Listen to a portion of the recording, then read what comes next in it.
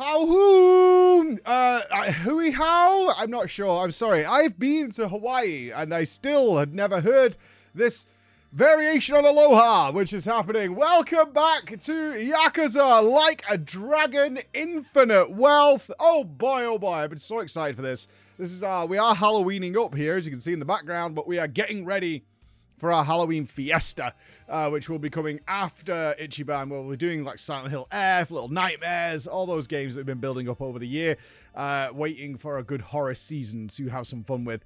But so fun, so silly. It's one of those games that you sort of, like when I played the first Like Dragon, there's so many things that happen that it blends into a blur and you mostly remember the main story, not the incredibly wild stuff that happens. I remember Nancy. You can see Nancy's on my shoulder here.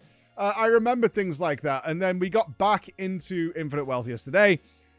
Oh boy, we're going to be going on this journey together. Within the first hour, Ichiban had been covered in pee, used condoms, naked on a beach. What else did he eat? And just, it's been an hour. It's been an hour since this happened. But I was curious what they would do with the story. There's a lot here that they just hand wave, and I really enjoy that. They just go, don't worry about it, and they just move on. What's happening then? So, hilariously, given the Takeshi verse, which not everybody knows about, but some of you do. This started exactly in Yokohama, 3 years after the events of the first game, and Ichiban now works at Hello Work, and he's providing jobs. And what's this is actually tied into real life events, which I think people really enjoy. Is it's post-COVID, so COVID is brought up of people hoarding masks and things like that in Japan, and the Yakuza, the Great Dissolution has happened, which is the events of the first game, where all these Yakuza clans have dissolved, and now there's a lot of ex-Yakuza on the street. And apparently this did happen, is Japan enforced a rule that there was a 5-year penalty if you were a Yakuza, where you weren't allowed seemingly anything. You weren't allowed to be employed. Well, you were allowed to be employed, but if someone employed you, it was frowned upon by the company. They weren't even allowed to take out like phone contracts or anything. They were just not allowed anything, which is... My immediate response is, clearly this is just setting them up to go back to crime. Like, what other choice do they have if you are making it so you've got 5 years of being unable to do anything else? And that's exactly what's happening with the game. Is all these Yakuza, some of them trying to go on the straight and narrow, trying to make their lives better. Mentioned very early on, contemplating suicide. And they just can't. They can't do anything. And Ichiban, working at Hello Work, has actually got a sympathetic ear as an ex-Yakuza himself. And he's judging them to see whether they're scumbags or not, or they're trying to get on the straight and narrow. And if they are, he's trying to find work for them. So, interestingly enough, what he does is somebody who was a classical thief, he gets him employed with Adachi. Adachi is still around, as is Namba. And he has him steal, because that's part of his security consultancy, is he goes and attempts to steal from various stores to see where the blind spots are, what they can do to up security, all these kinds of things. So it's a legitimate job, and I'm aware of this. This was a job, not that I did, but I had to utilize against my staff when I managed nightclubs, is you would attempt to see which members of staff were sympathetic to maybe sharing some theft of bottles and various bits of cash and things like that. It's something that secret shopping comes in many different forms, including theft. And it was very noticeable. It was good. It was a good-hearted thing. Then the game descended into, I believe, the most uncomfortable hour of gameplay I've had in a very long time. And it was Ichiban's pursuit of Saiko, heretofore known as Psycho. I love the Psycho character. She was great all the way through the first game. She was one of the main 4 party members, and she's back again. And the boys are trying to encourage him to date her to get something going. And it's just the most awful, wonderful experience of Ichiban not knowing, being incredibly nervous. And they try to play it off as like he spent a lot of his life in prison. He doesn't know how to pursue a romantic relationship. And so he takes advice from the men in his life, Adachi and Namba, who are just the most clueless losers as well when it comes to women. Not to sound like a dating advisory, like, I don't get it. Like, I've been married for a very long time, but when I did date a lot, my trick of the trade was just to be taught to them. Normally, they're not another species. They're just women. There's nothing strange or bizarre. And they're giving it, you have it choices, which are just, it's like choose which way you want to die constantly. It's like, okay, he asks her out on a date. She says yes. Okay, how does the date go? So it's like stage 1. How will you meet her? And it's like, what? What do you mean? It's like, okay, Namba suggests, as a former homeless person, that you've got to be relaxed. You've got to show that you're playing it cool. So sleep on a bench so that you're asleep when she gets there. And she'll want to care for you. And she'll think you're all cute while you're snoring away on a bench. Whereas the Adachi suggests you take on this power stance like Leonidas, fate standing in the hot gates, glaring at her until she approaches so she knows how powerful and strong and alpha male you are. Now, bear this in mind for what's coming later, in terms of my opinion on this. And there was another one, like, what should you eat? So Adachi suggests you eat the hottest curry in Yokohama to prove your value. Right? So you'd sit there sweating and sputtering as you down this enormously hot curry. Whereas Namba's like, you know what you should do? Take it to McDonald's. Like, keep it cool, keep it chill. And then the clothes come in where you wear either the shiniest 3-piece suit you can find or literally hemp sandals and just the most... It was awful. Constantly, as you go through this date, he keeps thinking to himself, what would the boys do? And he's trying to... And you have to make these choices. And they're always awful. It was horrendous. And then it breaks out into the most cringe thing ever. Please play this game before I go any further, because, yeah, dude. He just tells her that he wants to marry her, have children with her, have her be like a stay-at-home wife. It will visit the grave of my former Yakuza boss. Just relentless unloading of her as she's just like, what the hell is going on? And she just walks away. And you just want to die as the player. You're like, I just want to just end it. This is horrible. Horrible. And then he meets up with the boys again. It doesn't even end there. He then meets up with the boys again. And he asks them again, and they're like, they don't even pick up on the other stuff. They pick up on, oh, you were just being misogynist. That's the problem. It wasn't the marriage and the kids or anything like that. That was fine. It was actually just your misogyny that maybe she doesn't want to stay at home because she loves her job and all that. So he goes to see her again and apologize for all this stuff. And she's like, right, okay. I could tell, it's like, I've known you a long time now. We're not exactly strangers, right? We're not meeting for the first time.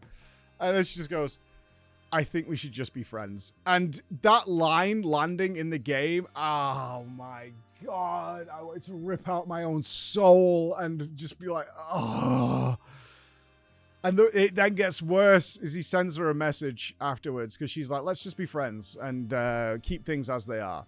And it cuts to a shot of Ichi checking his phone every morning. And it's like a year later, I think. It's either 6 months or a year. And she's left him on red from a year ago.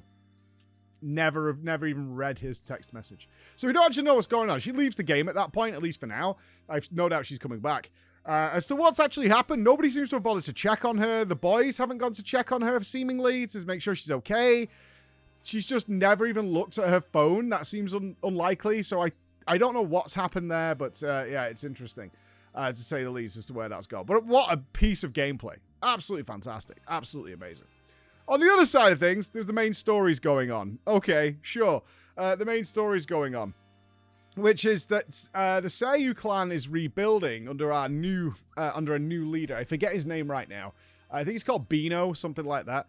And Bino is setting up legitimate businesses for ex-Yakuza, kind of. And the one they show us is this sort of impenetrable black box facility, the storage facility, which caters to the super wealthy who have incriminating evidence of some description on someone where they have it sent to this facility for extreme safekeeping, but it can be destroyed at any moment by request. That's the purpose. And so I've got a picture of like this politician doing something horrible. I send it to this vault. Should I ever need it to bribe or persuade them or do something with it, However, if I get the heat and this is coming down on me, I can also order it to be destroyed. And that's what they're doing. But it's a legitimate business. This is not illegal to do. It's just a storage facility. High-tech, very secure facility, but a storage facility nonetheless.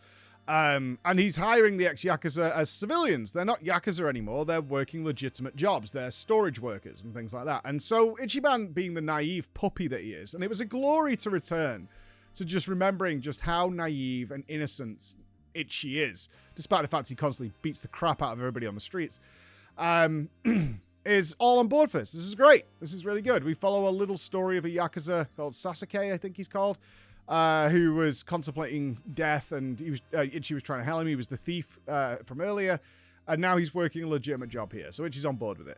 Then the captain returns from the first game. The captain returns. He didn't actually kill the boss. And obviously he's the father of, I'm going to forget all the names. The father of young master, Ryu, from the first game, who was the main antagonist of that game. Okay, so all this has come together very quickly. We get huge exposition scenes about what's going on, get you all caught up. It does fully expect you to have played the first game, though, because it has returns and things like that, and it makes way more sense. They sort of very quickly just be like, oh, and this happened in the last game. But if you've played it, then it's a much better experience for sure. These two came out pretty close to each other, apparently. And so they really do expect you to have played the first game. Which that leads to what our actual main story is that our mother is still alive. The captain knew about it. He's actually met her. He was on a research mission for the old boss, for Arakawa. Found her. She said, if anybody asks, I'm dead. Leave me dead. I'm fine with it. And returned and told the boss she was dead. But she's actually alive. She's living in Hawaii. And we're going to Hawaii. We're going to go and find our mother. We've got a picture of her and all this kind of stuff. And we're going to Hawaii. And I was like, whoa, we're going to Hawaii. This is really cool. I had no idea. And off we go. We're now in Hawaii. And I was a little worried that they weren't going to get super weird with things because we were in Hawaii and not Japan, which is known for a bit more weirdness. Nope. Nope. Immediately upon setting the scene, making some friends, and learning the new combat system, which is great. You can now move around. There's much more combo systems. The combat seems way improved. I need to do more playing around with it and unlock more abilities to see how it goes, but so far, so good. We also meet Kiryu from the OG Yakuza games. He's now part of our team. He happens to be in Hawaii as well. He's on some mission, so he's helping us out because we've been pillaged and robbed and basically abused since the second we got off the plane. And now we're on this mission to find Mom. We've got a new bar set up. This is our place. And now it's introducing us to the side content of the game. The first one it showed us was basically a little Facebook that's only for Hawaii. I don't know how this is going to play out or if I'll bother with this. And it's introduced with somebody who apparently is a real streamer called Kason, who's a big fan of the game, is in the game. And basically this is go around and emote at people, and it'll give you profiles and stuff like that. It's like 200 plus to collect, including dogs and cats and things. I don't know. We'll see how that goes out. And the other system that it introduced us to very quickly is Match.com. Because based on what happened with Psycho, Ichi needs to learn how to date and be romantically involved, which was actually, if you think back and saw our videos on the first Like a Dragon, was a big deal. I actually thought that Ichi had no sex drive whatsoever, was basically like an asexual guy, because he never showed any romantic interest in women at all. We know that's not true, but it was from side content, which apparently we consider non-canon, is that Ichi does have relations with women in the first game, but you do it by completing side content, and it goes down. But that is side content, so that stuff does not appear to be canon, including the fact that Ichi is a billionaire from running all the corporation and stuff in the first Like a Dragon. It's hand-waved off. Eri's in charge, and bye-bye. You just step down, you have no money, you're poor. Okay, so any side content doesn't count. Main story only. So Ichi has apparently never been with a woman. He's interested but doesn't know how to talk to them. And so the way you do this is set up your like Tinder profile, which is really funny. And I do have to point out here, because I thought it was funny, even though it's not what I would have chosen, I've never had to make a Tinder profile or anything like that, is I chose accurate for Ichi. So it was like occupation, hero. That's what he thinks he is. Like, it wasn't my personal choices, let's put it that way. It was the ones I thought fit Ichi the best, which actually in the game turned out to be a preset profile called Fuckboy. I don't consider myself a fuckboy. I've been in a monogamous relationship now for a very long time. I don't even consider Ichier to be a fuckboy, but according to the game, it's the fuckboy. All right, cool. Where we went on our first mission to do this, which was a very thirsty lady who was married, which was like, oh my god, this is a married lady who's looking for good physical fun, and you have to talk dirty to her. And we beat it, we got it, and she sends you dirty pictures. It's, quote unquote, it's a video game. So she sent like a picture with like revealing cleavage. You were like, whoa, wait a minute, we're getting pics? No way, you get pics, and that's the progress bar, is pick, another pick, and then heart, meaning she might date you. And so we got the first pick. The second pick was an armpit. Hilarious. I didn't get it at first. I feel so innocent when I play these games. And I'm like, I don't get what this picture is. It's just a picture of like a woman from the side. And everyone was like, it's the armpit picture. I'm like, oh. That's repugnant. It's just an armpit. I don't know what to tell you. And then we actually go on the date, and it turns out to be a very fit, very physically attractive, very old woman who wants to get into some whips and chains and things, dressed in a bunny outfit. I mean, we're full send at that point. We're committed. We've turned up at the house. We're going in. I don't know what the implication is here. The implication is left ambiguous. Did Ichier take part in something, or did he not? I don't know. It doesn't tell us. Who knows where it is. And that's where we're up to the story. And I'm having a whale of a time, as you can probably tell. I'm having the best time. This is so fun. But we've just unlocked all the side quests in Hawaii, at least the opening wave of them. And that's my next stop. MSQ can go on pause. Side quests, because they're usually where they're hit and miss, but when they hit, they're so good and unlock some crazy things. So far, no silver mantis found. I found some chests. The dungeon was much improved this time around. But overall, just a better it seems like game 1 plus with just improvements. Everything you liked stays around, including Nancy, who's come with us to Hawaii. They didn't ignore her. She lives in a pot, and now she lives on my shoulder. I can't wait to play through this. We'll have updates for you daily, guys. So check in. Bye, everybody.